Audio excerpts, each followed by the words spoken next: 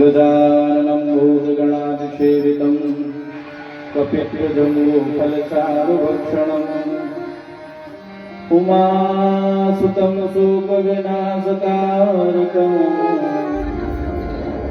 नमामि विघ्नेश्वरपादपङ्कजम्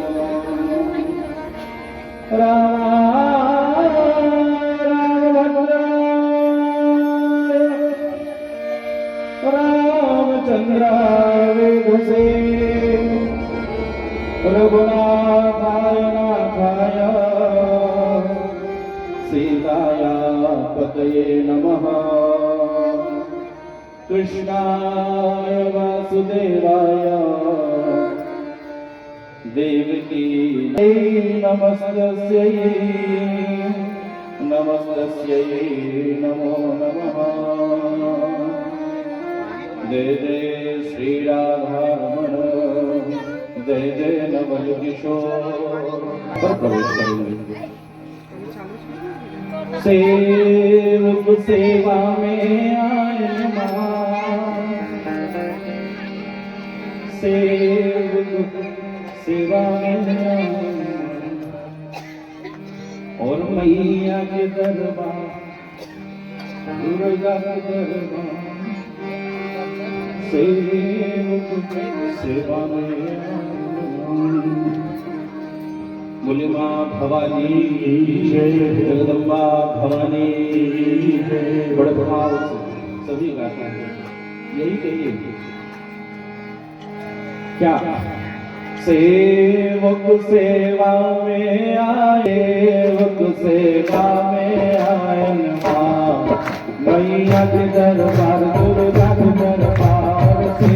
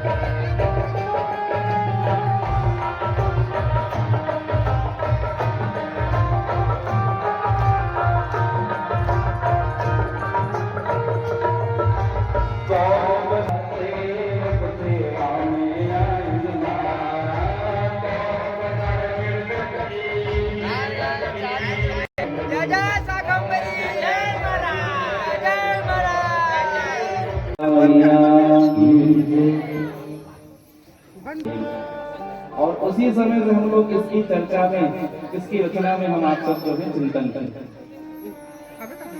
उस कथा यात्रा से भैया बहुत सारी सेवा का अवसर मिला, बहुत सारी कथाएं हैं उस वर्ष में भगवान जी के पास से हुआ। भैया कहते भी थे तो व्यवहार के कारण महाराज के खाली नहीं रहा, सुंदर से हम लोग भगवत सेवा में ही बड़े विनम्रता से लगे रहते हैं, कोई कुछ याचना नहीं। माइक भी काम आने वाला नहीं है, इसलिए भगवती की आराधना जीवन में करें, ऐसे भी हो। और आज का प्रसंग भी वही है, आरंभिक प्रसंग। हम लोग भगवती की आराधना करते हैं वर्ष में 2 बार, जिसको हम जानते हैं। एक तो चैत्र नवरात्रि, जिसमें नूतन संवत्सर के रूप में हमारे वैदिक सनातन धर्म के अनुरूप हिंदुओं का नया साल चैत्र शुक्ल पक्ष प्रतिपदा। अभी जो मनाया वो है ना पाश्चात्य की परंपरा है, वो भी मनाओ, वो आप शिक्षा है, न मनाओ हम ऐसा नहीं कहेंगे, वो आपकी शिक्षा। परंतु हमारा जो नववर्ष है माँ के आगमन से होता है, और जिक्र साल में माँ की आशीर्वाद रही ना, ते भी बड़ा पल्लवित पुष्पित हम होते हैं। बसंत रात नवो पल्लव वस्त्र आते हैं, नए नए कोमल कोमल सुंदर भी आम का वृक्ष देखिए आप, कितना सुहावन दिखता है। ऋतुओं भी बड़ी अनुकूल है, साथ ही साथ नया लिखा पढ़ी भी होता है। मार्च अप्रैल मध्य में ये सब अवसर बनता है, कितना नया है। और भगवती की आराधना के साथ गुड़ी पाड़वा के साथ, महाराष्ट्र वाले गुड़ी पाड़वा कहते हैं इसको, और इसमें हम आप सब माँ की सेवा करके हम अपना वर्ष आरंभ करते हैं, वो भी सूर्योदय के साथ। रात्रि में हमारा दिन नहीं लगता, हमारा दिन तो उजाले में आता है, हमारा अंधेरे में नहीं आता है ना। बोले जगदम्बा भवानी की भगवती आने से उजाला, और उजाले से ही हमारा जो है 9 संवत्सर जो है, तो वो आराधना का अवसर जो प्रत्यक्ष रूप से प्रकट रूप से है हमारे मध्य में। चैत्र नवरात्र, चैत्र शुक्ल पक्ष प्रतिपदा से 9वीं पर्यंत, और यही नवरात्रि का वर्णन हम आप सब इस ग्रंथ के माध्यम से, देवी भागवत की कथा के माध्यम से कुछ चर्चा करें। आज चर्चा को थोड़ा संक्षिप्त करना होगा, जैसा समय है ना, समय भी भगवान है ना। महाभारत में कहते हैं मैं समय है, तो जैसे समय आज्ञा करेगी उस अनुरूप आज माँ की गाथा को गाएंगे। और उसी प्रकार से 2 और नवरात्र है, जिसको गुप्त नवरात्र कहते हैं। जो साधक गण हैं वो उस विषय को समझते हैं, जानते हैं। कौन सा नवरात्र? अभी जो गई माघ शुक्ल वाली नवरात्रि, प्रतिपदा से 9वीं पर्यंत, जिसमें वही माँ भगवती जी की बसंत पंचमी का शुभ अवसर हम आप सबको मिलता है। और एक आषाढ़ के महीने में गुप्त नवरात्रि, जिसमें साक्षात जगन्नाथ जी जो ही अपराजिता है वही भगवती है, साक्षात दक्षिण कालिका। और वो रथ में आरूढ़ होकर के भक्तों को दर्शन देने के निकलते हैं। जगन्नाथ जी नथनी पहनते हैं, दर्शन के लिए। मैंने पूर्व में भी इसकी चर्चा करी। वो जगन्नाथ जी साक्षात काली है चंद्र शास्त्र के अनुसार, और वो भक्तों को दर्शन देने के लिए निकलते हैं। तो ऐसे चारों नवरात्र का अवसर हम आप सब किसी न किसी, ये तो जो पर्व है नवरात्र के, इसमें साधना करते साधक, और प्रत्यक्ष में तो सब आनंद लेते हैं, परंतु जो बुद्धिजीव होते हैं, जो साधक होते हैं, इन नवरात्र का विशेष पालन करते हैं। कैसे पालन करना चाहिए, आइए ग्रंथ का आश्रय लें। बोले जगदम्बा भवानी की जय। तो कोई भी ये नवरात्र हो द्वितीय पक्ष से आरंभ है, दूसर पाठ ले नवरात्रि चालू होवत होते, तो ओकर पहली जो आई अमावस आई, अमावस की तिथि है 15 दिन वाला, एकम तीज चौथ पंचमी ऐसे करके अमावस, तब फिर नवरात्रि पक्ष, तब पूर्णिमा आई। तो अमावस्यांत संप्राप्य संभारम कल्पयेत् शुभम, कह रहे हैं जनमेजय जी को व्यास जी महाराज कथा सुनाते हुए बता रहे हैं, सूत महर्षि सारे ऋषिगणों को बता रहे कथा कि अमावस्या से ही हम जो है मां की सेवा के लिए तत्पर हो जाए, सुदृढ़ हो जाए मन से, और अविध्यम चासनम कार्य मेघभुक्तम तद्दिने, फिर आप एक दिन पूर्व ही आप आराधना के लिए व्रत के लिए आप जो है अन्न को छोड़ दें, क्योंकि कहीं ना कहीं दूषित अन्न यदि चला गया तो भाव परिवर्तन होता है, मन परिवर्तन होता है। तो जो साधना वाले हैं जिस दिन उपवास रहे वो इसके पहले दिन से जो है अन्न को छोड़ देते हैं, क्या एक आसना, एक समय प्रसाद पाली, दोपहर में संध्या भर नहीं पाएंगे, फिर सीधा दूसरे दिन जिस विधि से व्रत रहेंगे वो उपवास रहेंगे, फिर पारणा का नियम होता है, जैसे एकादशी करते हैं तो 10वीं एक समय से हम साधना आरंभ करते हैं, रात्रि पर जो है प्रसाद न ले अन्न का, क्योंकि अन्न का कण है ना मुख में, उदर में, कहीं न कहीं से रहता है। एकादशी आई, एकादशी आप रहे पूरा जिस प्रकार से भी रहते हैं, फलाहार लेकर के, दुग्ध आहार लेकर के, जैसा भी आप रहते हैं, जब द्वादशी को पारणा का अवसर होता है, सूर्योदय से कुछ समय जो है पारणा का होता है, पारण करके फिर जो है, अब पारण में ऐसा भी नहीं कि महाराज पारणा करना है तो बहुत सारा अन्न खा ले, प्रयास करें पारण में भी शुद्ध रहे, फलाहार ही ले, फिर उसके बाद जब दूसरा पहर का प्रसाद होगा तब आप, तो ये एक चक्र पूर्ण होता है। तो वैसे ही मां भगवती जी की आप जब नवरात्र की उपवास करें, चाहे 3 दिन 5 दिन जैसा भी हम करते हैं ना लोकाचार के अनुसार, कोई 9 दिन रहता है, तो पूर्व से ही आप ये नियम कर लें, एक दिन पहले आप सुसज्जित हो जाए, तटस्थ हो जाए, तब मन जो है विकृत नहीं होगा, और सुंदर से ऐसे करके फिर जिस विधि से रहना है संकल्पित हो जाओ। तुम्हें यहाँ 9 दिन रहना है, 5 दिनात्मक रहना है, 3 दिनात्मक रहना है, 3 दिन का उपवास रहना है, तो संकल्प कर लो, आप माँ को बता दो, हिंदी में ही बोलो, छत्तीसगढ़ी में ही बोलो, माँ मैं 5 दिन उपवास रहूँ, 9 दिन उपवास रहूँ, तो फल खा के रहूँ कि दूध पी के रहूँ, या एक आसन रहूँ, एक समय प्रसाद खाऊँ, 7वें दिन का से प्रसाद खाना है। तो माँ के चरणों में बर्तन को भेंट कर लें और आप उसी विधि से आरंभ करें। मंडप कर्तव्यम समय देव से शुभ स्थले, शुभ स्थल का जो है या किसी मंदिर में या मंडप रचना करें, स्थापना हो तो मैया के मंडप स्थान सुनिश्चित करते हैं, जिला हम पंडाल लगाना कहते हैं ना हमारे भाषा में, मंडप माँ को निर्माण करना है, मंडप करके फिर आप जो है यज्ञ मंडप की व्यवस्था हो तो 16 हाथ का प्रमाण बताया है, यज्ञ मंडप की व्यवस्था वाली हो, और फिर सामान्य मंडप हो तो जैसी व्यवस्था बने, 16 हाथ का मंडप बना करके फिर सुंदर ध्वज पताकाओं को वहां पर सुसज्जित करते हुए तन्मध्य वेदिका, फिर उन सबन के बीच में वेदिका निर्माण, जो चौरा बनाते हैं ना यज्ञ मंडप में अलग अलग दिशाओं में, बीच में रहेंगे श्री सर्वतोभद्र मंडल जो उस यज्ञ के प्रधान देवता है, और फिर ऐसे अलग अलग दिशा में अलग अलग मंडप वो बनते हैं, वेदिका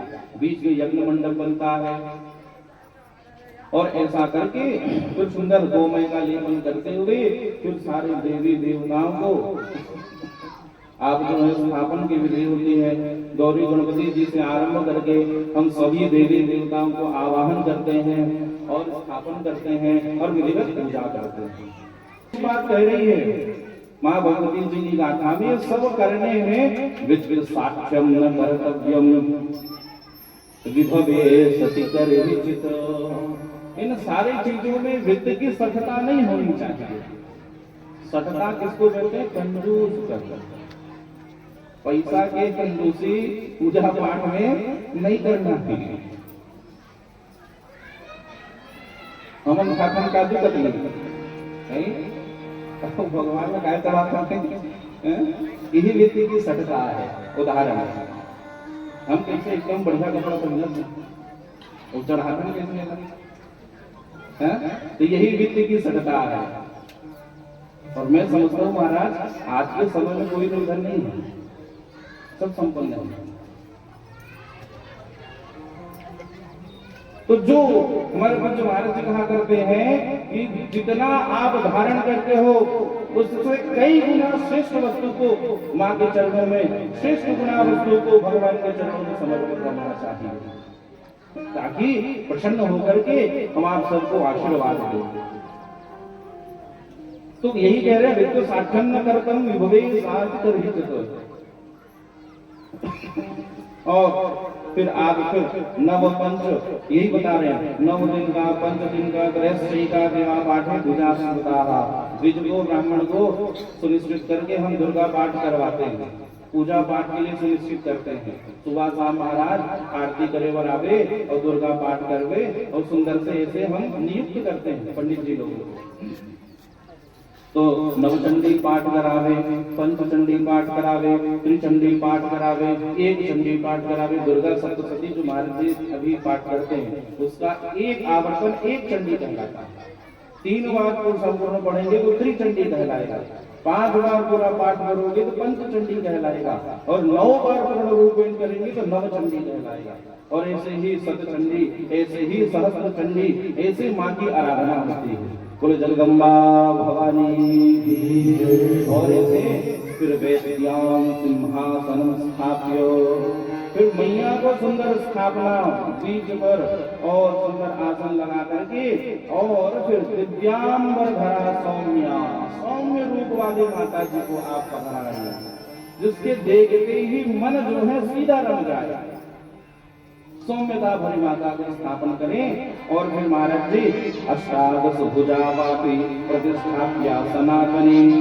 अष्टादश भुजा, 4 भुजा, अभी आप सुनेंगे कौन कौन से देवी कितनी कितनी भुजाओं में आई हैं।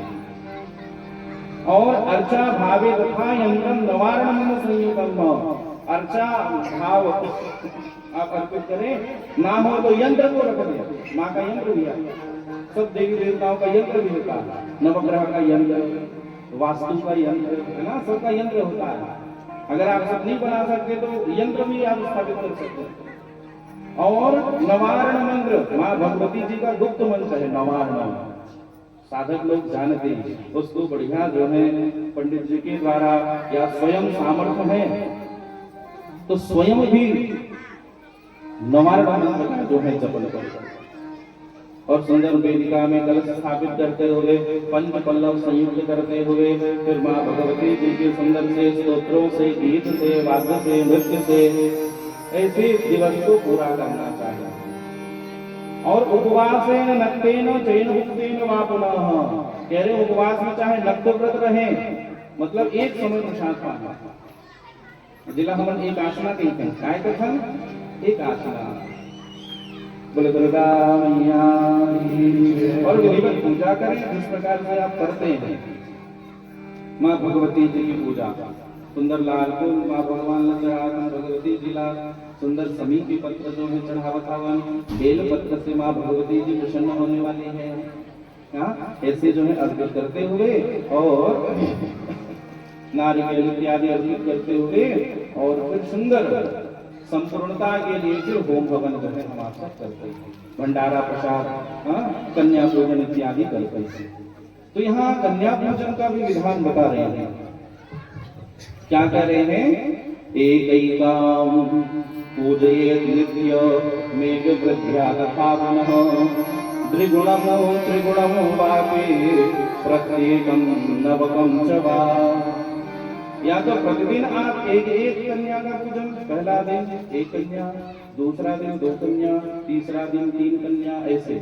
और अगर ऐसा क्रम न कर सके तो फिर नौवीं कन्या पूजन, कुमारिका पूजन पंचांग में लिखा रहता है, तो उसमें आप एक साथ 9 दिनों के लिए 9 कन्या का पूजन व्यवस्था है, नित्य करिए। ऐसा नहीं कि वही दिन करना है। काय कहते हैं कथा में, जगदम्बा मैया की जय हो। हम लोग कथा को स्पर्श करते हुए थोड़ा थोड़ा बोलने चाहिए।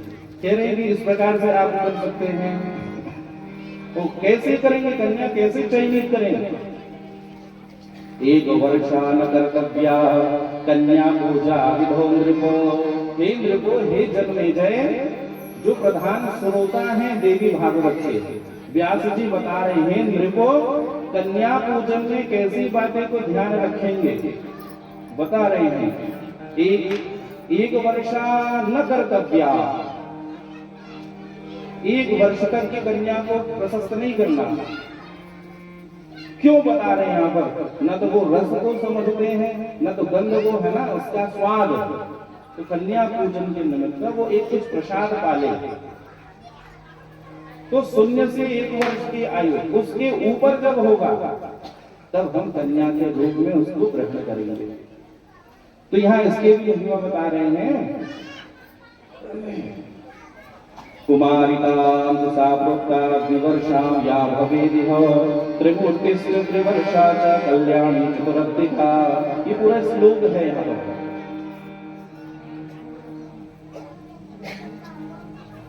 जो फिर 2 वर्ष की जो कन्या होगी उसको किस नाम से पूजेंगे हम? क्या कह रहे हैं? कुमारिका तो साप्रोक्ता द्विवर्षा या भवेदिह, 1 वर्ष से ऊपर, मतलब 2 वर्ष निरंतर, मतलब रनिंग रहेगा, तो उसको क्या कहेंगे हम? कुमारिका। कुमारिका कन्या के नाम से उनकी पूजा होनी है। और त्रिवर्षा त्रिमूर्तिश्च, त्रिमूर्ति नाम से 3 वर्ष की कन्या, और कल्याणी नाम से 4th वर्ष की कन्या। 5 वर्ष की कन्या हो तो रोहिणी नाम रहेगी। और 6 वर्षा कालिका स्मृता, 6 वर्ष की जो कन्या होगी वो कालिका नाम होगी कन्या पूजन में। और उसके बाद चंडिका 7 वर्षा, चंडिका रहेंगे 7 वर्ष की कन्या को। और सुभद्रा 10 वार्षिकी, सुभद्रा 10 वर्ष तक, 10 वर्ष 1 दिन नहीं, वो 11वां हो गया, तो 10 वर्ष तक सुभद्रा नाम से वहां पर पूजन होगी। तो ये नाम बताए, तो और क्रम बताए वर्ष का। और आगे जन्मेजय जी को बता रहे हैं, अगर 2 वर्ष वाली कन्या जिसको कुमारिका नाम से पूजित होगी, उसका पूजा करने से दुख दारिद्र का शमन होता है। इसका फल भी सुनिए, श्रवण करिए। और कहे त्रिमूर्ति नाम से 3रे वर्ष की जो कन्या हम पूजा करेंगे, उससे जो है धन धान्य की परिपूर्णता होंगी। और उसके बाद 4th कल्याणी, कल्याणी नाम से जो 4th वर्ष में पूजा होनी है, उसमें सुखार्थी पूजये नित्यम, सुख को प्राप्त करेंगे और सर्व कामदम, सारे कामना को प्रदान करने वाली होंगी इस कन्या का पूजन से। और कालिका शत्रुनाशार्थम, कालिका नाम की जिसका 6 वर्ष का कन्या, जो 9 वर्ष की कन्या होगी जिनको दुर्गा नाम से पूजन करेंगे, तो उनकी पूजा करने से परलोक सुखाय, परलोक में सुख की प्राप्ति होगी। और आगे जन्मेजय जी को बताते हुए कह रहे हैं कि सुभद्रा वांछितार्थस्य सिद्ध्यर्थम सुभद्रा पूजयेत् सदा। और सुभद्रा जो 10वें वर्ष की कन्या होनी है, आपकी वांछना, आपकी जो भी वांछना होगी वो सब सिद्धि को प्राप्त होंगे। बोलो सुभद्रा मैया की जय हो।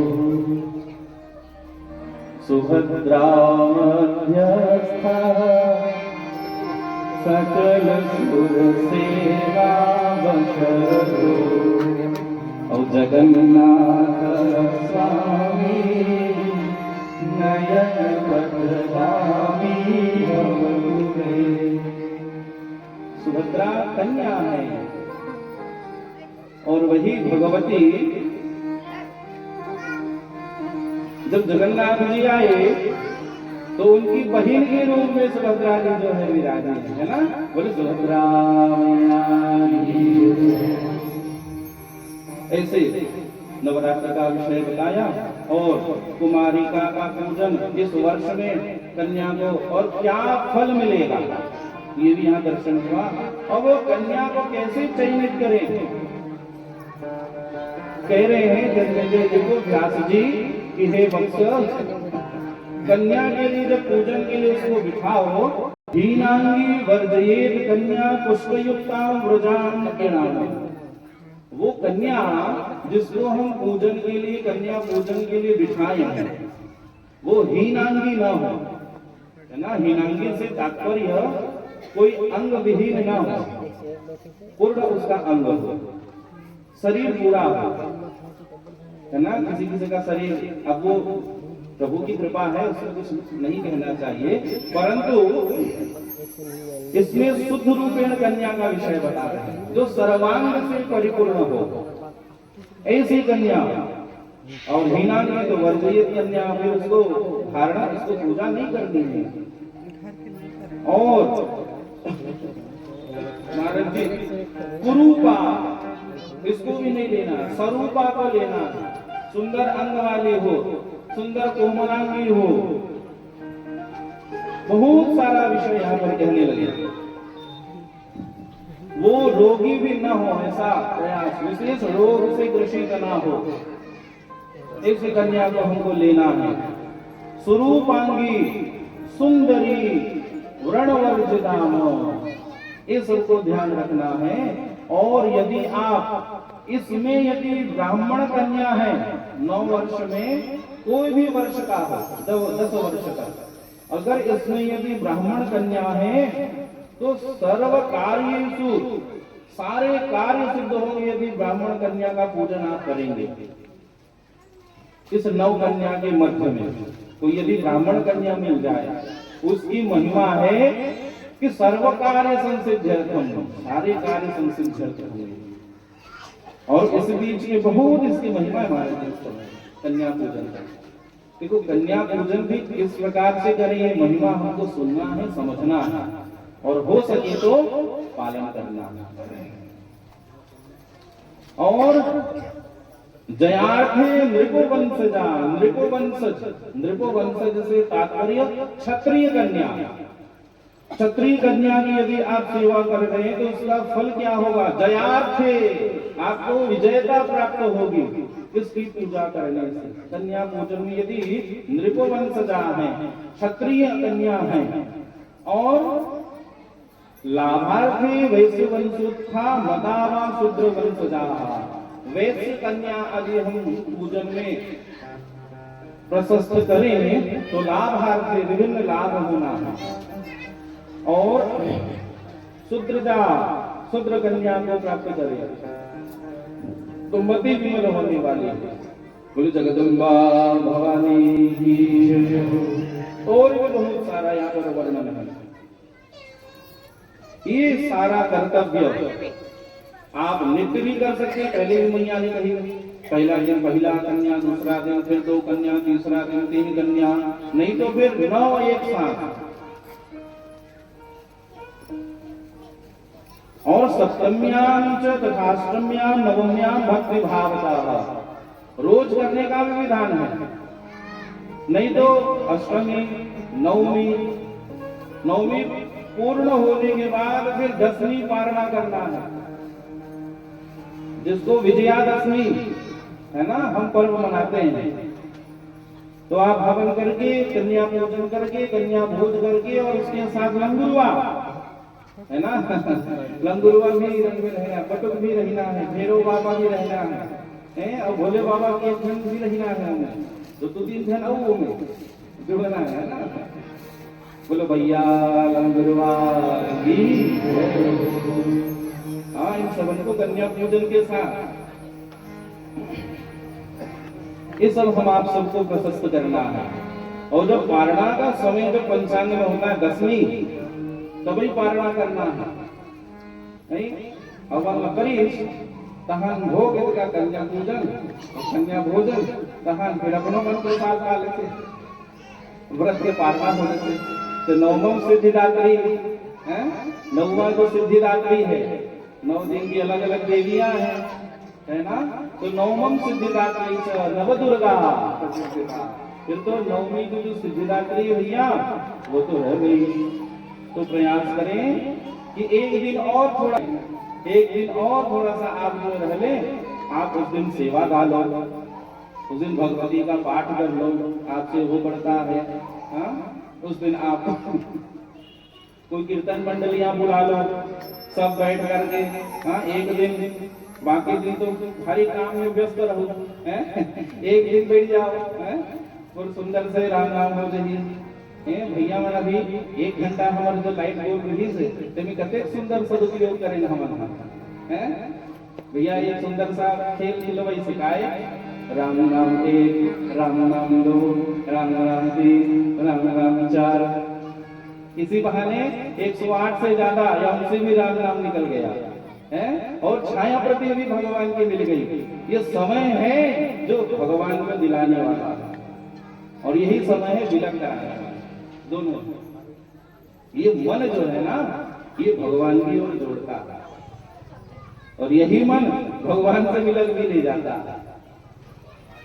तो ये समय का सदुपयोग होना, ये जो है एक सात्विक पुरुष का पहचान है। बोले जगदम्बा भवानी।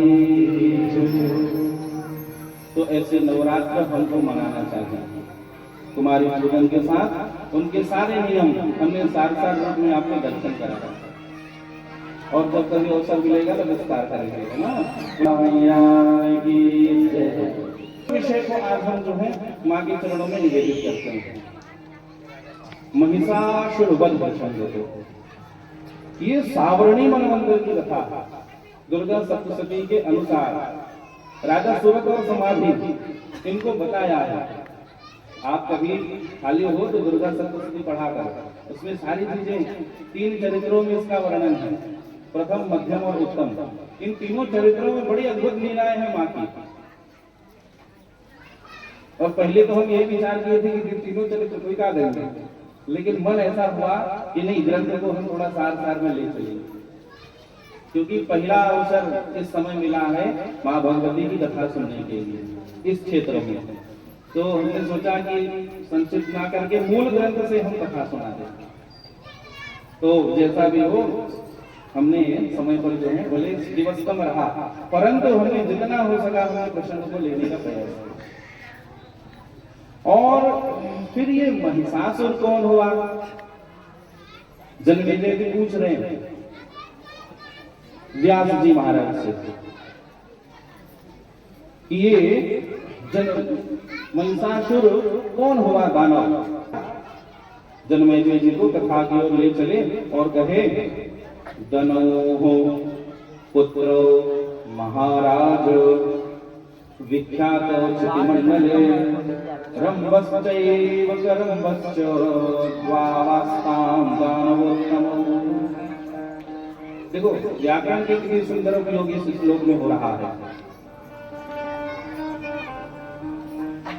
जो कारक रचना पढ़ते थे ना हम आप सब स्कूल में, संस्कृत शिक्षा में, व्याकरण के विषय पर, तो उसमें सूत्र आता था पुल्लिंग के लिए, सह तौ ते तम तौ तान तेन ताभ्याम तै, ऐसे उसका सूत्र होता है। तो बालक बालकौ बालका, ऐसा हम जोड़ते थे कोई भी एक धातु को लेकर के। तो सह तौ ये सूत्र है, तो बालक बालकौ।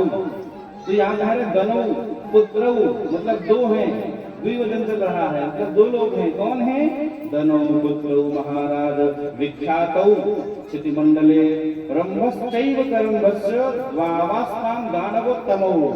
कितने बार द्विवचन का उपयोग हुआ, दानवोत्तमौ, कितने दानव, 2, रंभ और करंभ, कश्यप और तनु उनकी धर्म पत्नी थी, जिसके आंगन में रंभ और करंभ नाम के दो पुत्र का आना हुआ।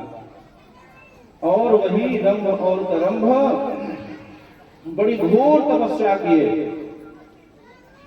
और करंभ नाभि पर्यंत जलकर पंचनद में वो तपस्या कर रहे हैं, और इधर रंभ जो है अग्नि नारायण की तपस्या कर रहे हैं।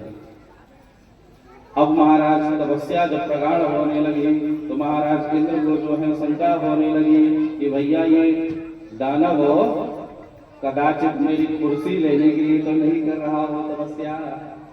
एक कुर्सी जीवन में बहुत विकार लेके आते दिया है,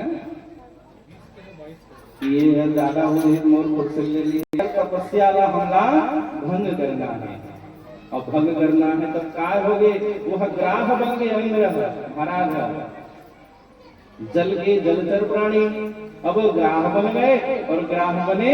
अब महाराज वो करंभ जो जल में तपस्या कर रहे थे, अब वो नीचे नीचे जाकर के महाराज वो इंद्र ग्राह जो है वो पकड़ लिया पाव को, और पाव को पकड़ा, और ऐसा पकड़ा महाराज कि उसका शरीर जो है शांत हुआ, प्राणांत हुआ अवस्था।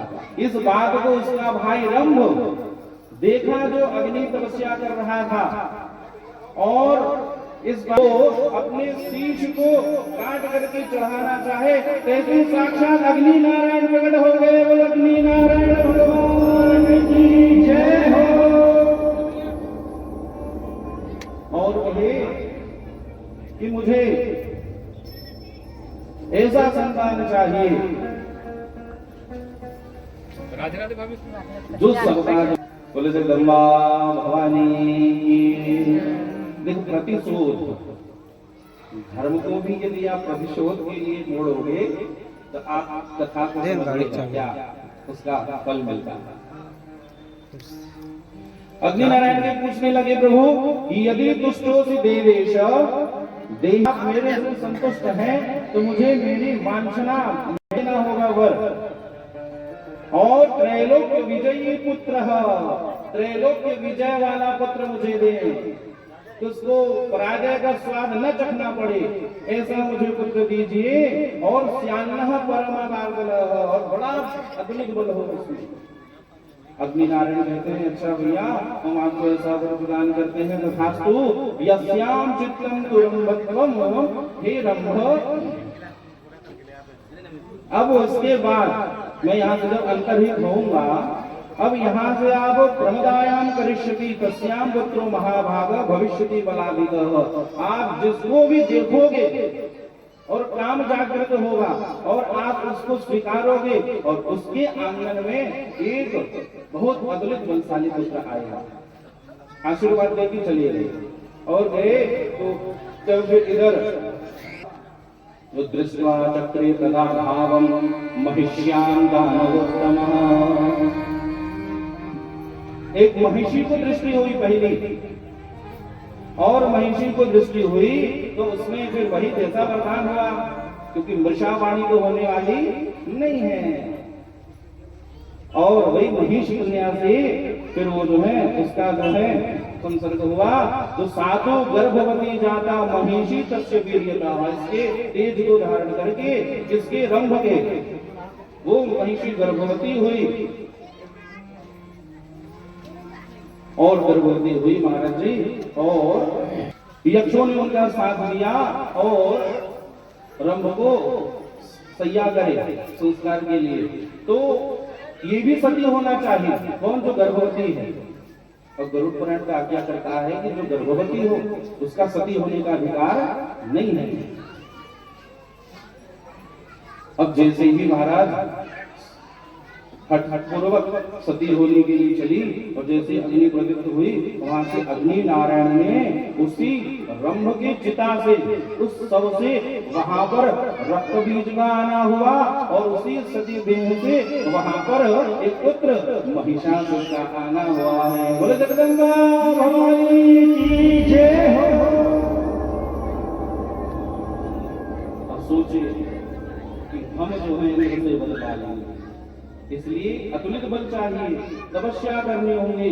और तपस्या किसकी हुई? महाराज रक्तबीज भगवान महादेव की आराधना करने लगा और महिषासुर ब्रह्मा की तपस्या करने लगा। ओम ब्रह्मणे नमः, ओम ब्रह्मणे नमः, ओम ब्रह्मणे नमः। महाराज तपस्या से प्रकट हुए और वरदान मांगो। महिषासुर कहता हमें अमर बना दो। भैया अमर तो हम नहीं तो तुमको कैसे है? ब्रह्मा जी भी अमर नहीं है। मैंने सृष्टि क्रम में बताया है ना कि ब्रह्मा की 100 वर्ष की आयु और वो पूर्ण होता है तो दूसरे ब्रह्मा जी पदस्थ होते हैं। जैसे 5 वर्ष के विधायक उदाहरण बताते भाई है ना, अब वो कर है ना समाप्त हो गए तो फिर दूसरा आ गया, नाम में दूसरा शब्द से महाकौन विधायक। अभी है नाम बदल गई है ना समय के अनुरूप, तो नाम बदल गया। वैसे ही जब आयु पूर्ण होती है तो ब्रह्मा पद पर पदस्थ व्यक्ति बदलता है। तो अभी हिरण्यगर्भ ब्रह्मा है, जो ब्रह्मा जी हैं हमारी सृष्टि पर, वो हिरण्यगर्भ नाम है उनका। ये कृष्णी ब्रह्मांड, ये ब्रह्मांड करोड़ों करोड़ों जो ब्रह्मांड है ना, उसमें कृष्णी नाम का ब्रह्मांड है ये चल रहा है। उसमें ये जो ब्रह्मा जी हैं जिनकी अभी आधी आयु हो चुकी है और आधी अभी बची है, और ये ब्रह्मा जी कहे भैया हम ही अमर नहीं तो तुमको कैसे अमर बनाए, और कोई वर मांगो। तो वर के रूप में मांगने लगे प्रभु कि हमारी मृत्यु देवताओं से न हो। अब देवता मारना है तो भय होना चाहिए ना, भय मुक्त होना चाहिए। हम तो वध नहीं कर सकी तब मैं तो फिर और से जीते सकते। देखो कैसा वो फंसा रहे हैं, मुझे देवता नहीं मार सके, ऐसा हम लोग ना मनुष्य मार सके, ना जंतु मार सके, ना पुरुष मार सके। हाँ महिला को छोड़कर अब महिला काय करेंगे? ओकर दिमाग है, ओकर विषय, ओकर सोच। वो अबला जान करके महिला को उनसे कह दिया कि इसको छोड़कर, स्त्री को छोड़कर, क्योंकि अबला है। अबला नहीं बना, वो प्रबला है। जब हट में आ गया, स्त्री हट नारी हट, मोले दे वाला साड़ी चाहिए, मतलब चाहिए। ऐसे भागवत में गए हो और तहन मनाना बड़ा मुश्किल हो जाती नहीं, अब बनकर झूठ बोलेगा। अबला नहीं है, प्रबला है, प्रबला नहीं सबला है, और प्रबला नहीं घोर बला है। ऊपर डाले और बहुत सारा दिमाग लगाएंगे। बोलो भक्तवत्सल भगवान की। कहने का तात्पर्य यह है कि किसी को भी हम ऐसा न समझे जो मेरी भावना को आप समझ रहे हैं। सबको समान समझना चाहिए, कोई छोटा कोई बड़ा नहीं। अब महाराज ऐसा वरदान हो गया, चलो भाई तथास्तु ऐसा करके, और ये महादेव से भी रक्त बीज मांग लिया। भैया एक एक बूंद गिरेगा वहां से और रक्त बीज आएगा। कतेक झटका मार में लहू गिरी, तत्का ऊपर कतेक न मार ले तो अमर हो गए, ऐसे सोच सकते। लेकिन भगवान के जीवन भगवान ही जाने, तुम अंकर को गणित लगा बोले जगदम्बा मैया की जय। तो महाराज अब ऐसा जान गए ब्रह्मा जी महादेव जी अंतर्हित हुए, और ये अतुलित बल मिल गया महादेव जी का, ब्रह्मा जी का आशीर्वाद मिल गया, और जो हम मांगे हैं वो मिल गया। अब हमारा वध कौन करेगा? अब महाराज सर्वत्र ही अहंता, बल आने से अहंता अभिमान आती है, और महाराज गर्वित होकर के वो सबसे पहले इंद्रासन वही हाजिरी लगाई, और हाजिरी लगाई महाराज जी, और उसको अमरावतीपुरी को अपने अधीनस्थ कर लिए। सारा देव समाज वो जाते ही ना महिषासुर उसकी गला को पहले मरोड़ा है। कथा आप जब पढ़ेंगे ना बहुत अद्भुत है इसमें, इतनी सेनाओं का वर्णन है यहाँ, किस वस्त्र से किस शस्त्र से किसको मारे, बहुत लंबा वर्णन है इसमें महिषासुर वध प्रसंग में। कभी आप स्वाध्याय करने का अवसर होगा तो करिएगा। और वहां महाराज जी अब उसको अपने बस में कर लिया, सारा देव समाज कांपने लगा, और हो गए ब्रह्मा जी की शरण में सब लोग। और भैया वो कैसे हो? विष्णु जी भी नहीं, हाँ, और शंकर जी की शरण में महाराज सारा सकल ब्रह्मांड महिषासुर से कांपने लगा, नाम ही से भयभीत होने लगी सब। कैलाश में गए प्रभु के पास, नमो बार बार, अरे कैलाश के निवासी नमो बार बार, आयो शरण तिहारी प्रभु हम आपकी शरण में हैं। अरे आयो शरण तिहारी, अरे भक्तों को कभी तुमने शिव निराश ना किया, मांगा वरदान, जिसने जो मांगा वो पाया, और जंगलधाम मुक्ति ओमकार ओमकार, आयो शरण बिहारी भोलेनाथ, आयो शरण बिहारी भोलेनाथ, बड़ा है तेरा दायरा ओ,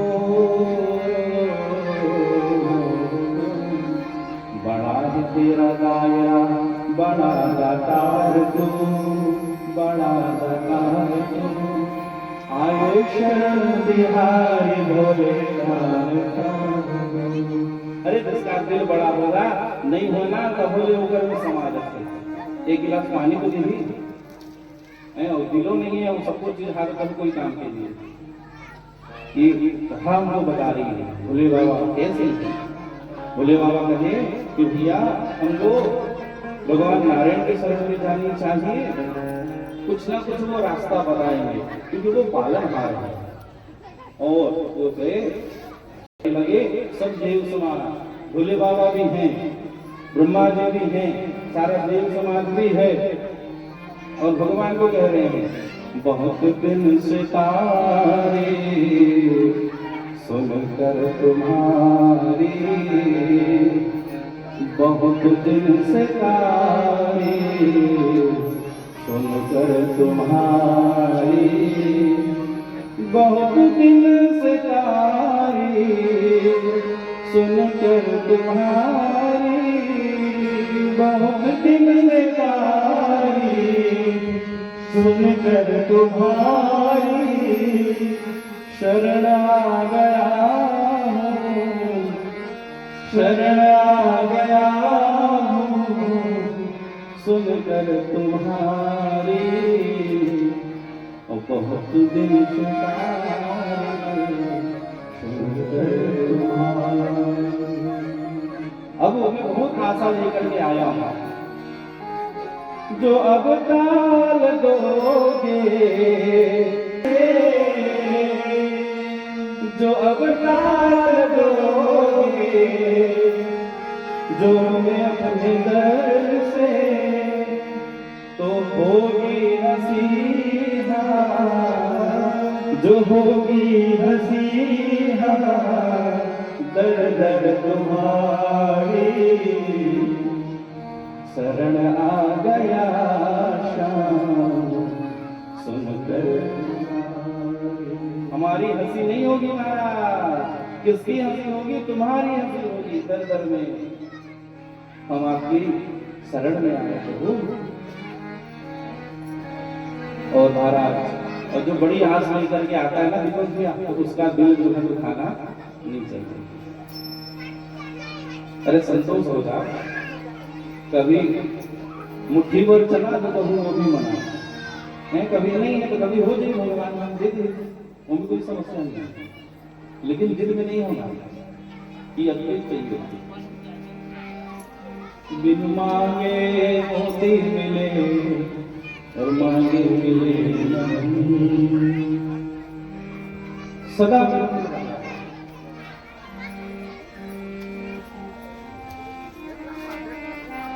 लगाते विनय होगी।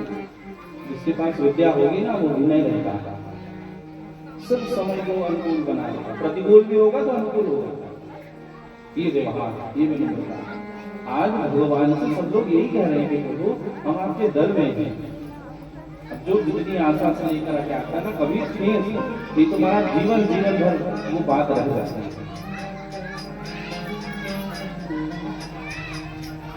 तो वहां पर भगवान विष्णु जी ने विचार किया कि सभी देवताओं के दुख को दूर करना होगा, और दुख को दूर करने के लिए सारे देव समाजों से भगवान ने मंत्रणा करी और कहा कि सब लोग अपने अपने तेज को प्रस्फुटित करिए, निकालिए, और एक समूह तेज का बनेगा और मां की कृपा होगी। और मां को मनाया और मना करके कहे कि हे मैया आप ही हमारी चाहिए। और सब देवता शरीर से और सब लोग यदि अपना अपना भाग निकाले तो बड़ा काम जो है सरलता से संपन्न हो जाएगा। आज यही हम कथा से सीखे व्यवहारिक जीवन में। अब जैसे तेज निकला और तेज सब जो है विष्णु जी का तेज, ब्रह्मा जी का तेज, शंकर जी का तेज और सबका तेज, कुबेर जी महाराज का पूरा वर्णन है। और जैसे तेज सन्निहित हुआ और सन्निहित होते ही वहां पर रक्त रूप पर जो है अष्टभुजा रूप पर जो है मैया प्रकट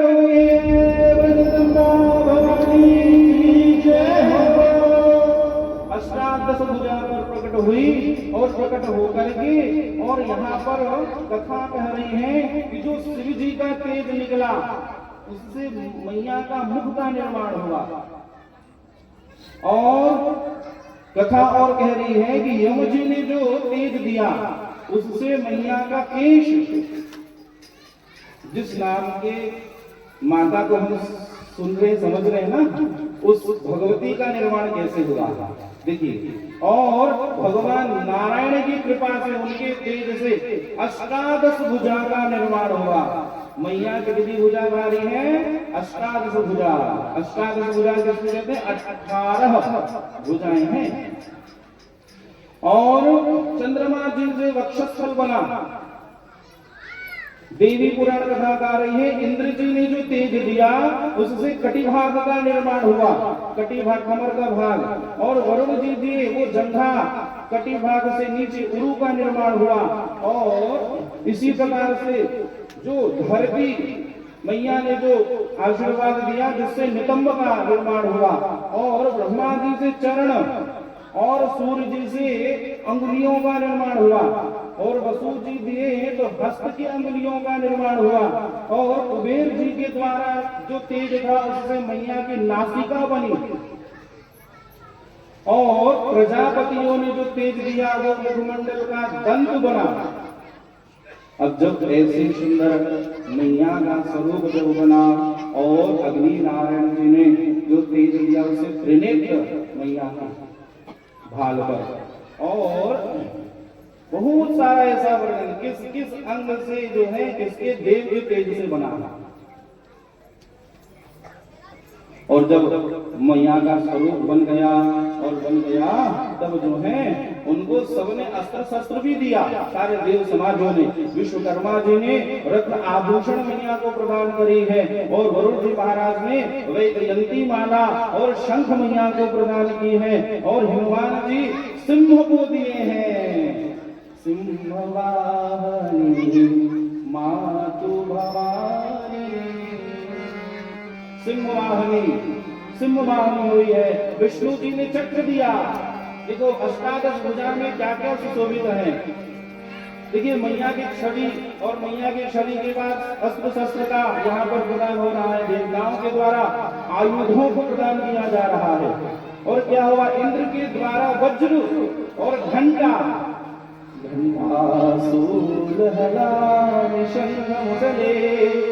चक्रम धनुषायकम। देखो दर्द है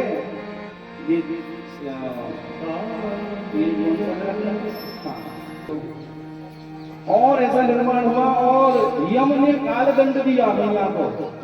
और ब्रह्मा जी ने कमंडलू और त्वष्टा जी ने गदा मैया को प्रदान करी, शंकर जी त्रिशूल उनको दिए हैं और कुबेर जी नागपाश। देखिए एक एक अष्टादश भुजा में क्या क्या धारण करी मैया, और ब्रह्मा जी ने रुद्राक्ष मैया को प्रदान करी। मैया के भगत भी रुद्राक्ष धारण कर सकते हैं जब मैया जो धारण करी। बोले जगदम्बा भवानी की। अग्नि नारायण ने शक्ति दिए हैं, वायु ने कर्कश धनुष बाण जो उनको प्रदान किए हैं, प्रजापति ने अक्षुती माला, और क्षीर समुद्र ने हार आभूषण रक्त वस्त्र को धारण कराई है, और कुबेर ने सुरा पात्र को दिया है, और शेष मणि का हार दिए हैं। ऐसे दिव्यतम शस्त्रों का भी यहाँ वर्णन है। अभी तो और है महाराज, जब वही बात हो रही थी, वही है वही जो महाराज ने यही कहा, महाराज जी आप चिंता मत करो, अब जो भगवान चाहेंगे वही होगा। और हमने भी कथा इसी भाव से आरंभ किया। जैसे दिव्यतम है माँ भगवती जी, और जब ऐसा स्वरूप बना और ऐसी जब आयु से परिपूर्ण हुई तो सारा देव समाज उनकी जय जयकार करने लगा। ओम जगदम्बा भवानी हे देव समाजों, मैं आपके कष्ट का निवारण करूंगी। यम यम चिंतयते कामं तम तम प्राप्नोति निश्चितम, तम तम प्राप्नोति निश्चितम, निश्चितम हो तम तम प्राप्नोति। आप निश्चित रहिए, जो जो आप मांगे हो वो सब मैं आपको दूंगी। अब जब ऐसा कोई बोल देना तो हृदय हल्का हो जाता। करो मत करो भैया, इतना ही बोलने वाला भी नहीं है। मैया ने आश्वासन दिया, मानो आधा दर्द खत्म। डॉक्टर कहना जावे तो आधा पीड़ा इसने पाड़ देते, तो दुनिया भर के कुछ जाते है।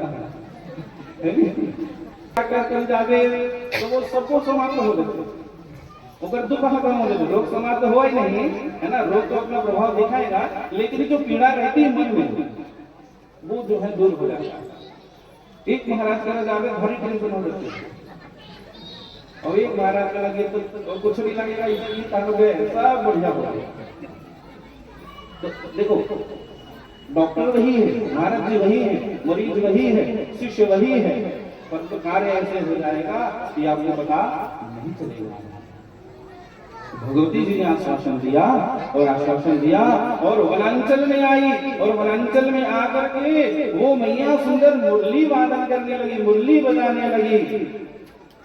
मुरली बजावत कला स्वामी, गुण गावत गंधर्व फिरे।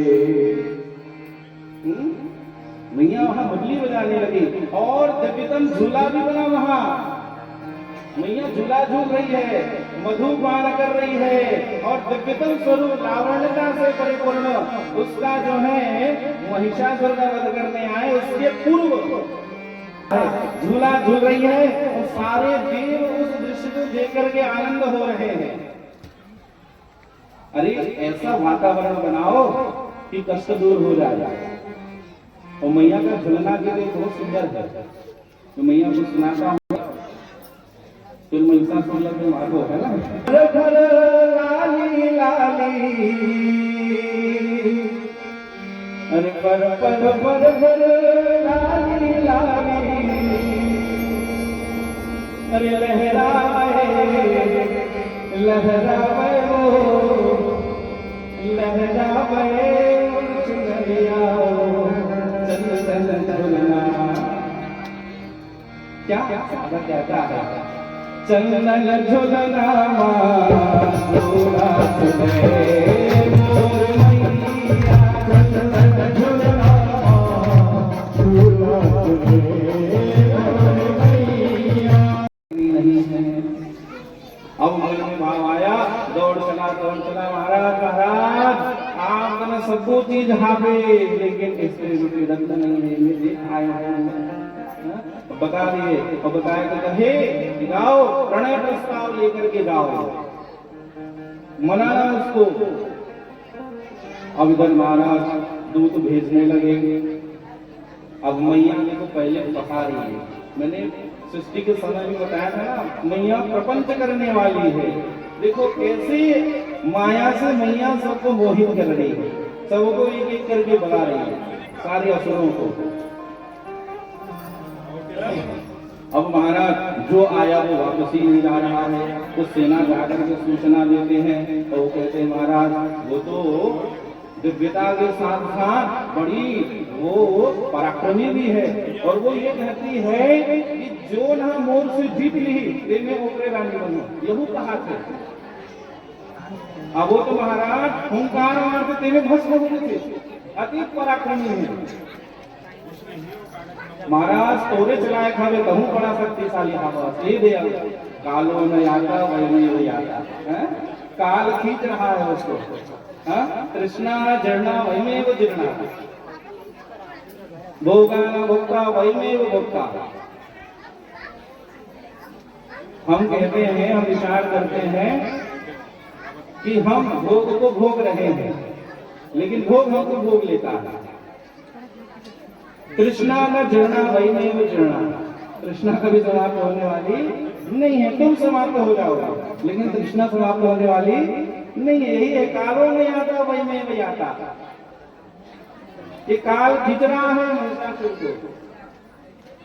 अब महाराज अब जो गया वो समाप्त होने लगा। अब धीरे धीरे मैया ने चक्षुर को बोला, सेनापति है, जाओ उसको किसी भी प्रकार से बाल खींचते हुए मेरे पास लेकर के आना।